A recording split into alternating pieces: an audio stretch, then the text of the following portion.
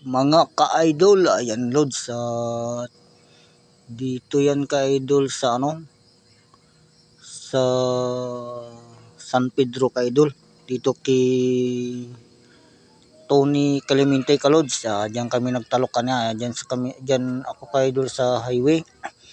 Pauwi na yan kami ka-idol bago ako kumuha ng video diyan, mga alas 4 ng hapon mga ka-idol. Yan ang aking mga kasama lods, lakad, nagasunod ako sa kanila ka-idol.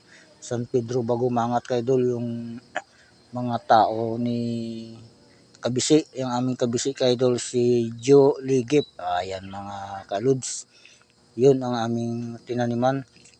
Kulang ang punla ka-idol kaya medyo maaga kami nakauwi. Isakto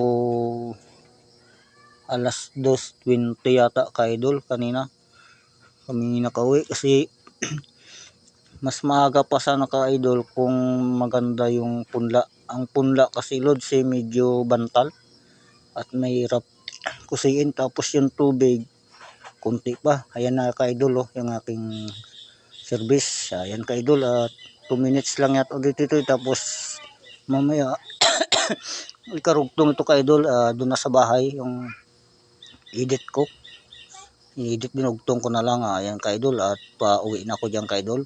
May konti option kaya ispat-ispat pa uli yung aking cellphone. Medyo madilim ka-idol at medyo makulimlim kanina sa pag-urit namin ng mga bandang alas 2:20. Ayan lods, medyo naubo tayo ng konti ka-idol at nagkain na naman tayo ng ng tawag mani na sinangag ba. Ayan, na tricycle ka-idol, galing Sudlon pauwi na sa San Pedro. Ayan lods, opya kulikot ako dyan ka-idol, tapos pag andar. Ayan na ka-idol, yung dito na ako ka-idol sa bahay. Kaya ng kambing ng aking pinsan na si Junjun Daliba ka-idol, na kahapon dumating ka-idol, na dinala dito sa akin at sa aking palagaan. Kaya lang ka-idol, nagatai-tai sa ka-idol.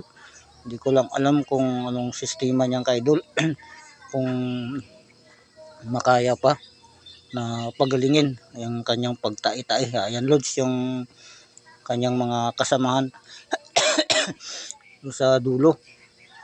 Yan, medyo malayo kasi ka-idol, kaya medyo malabo yung kamera, hindi siya maabot ka-idol. Yung tatlo kasi diyan ka-idol ng mga bulo bitaw, tapos yun medyo mataba ang mga ibang kambing diyan ka-idol. Ayan na sila ka-idol, yung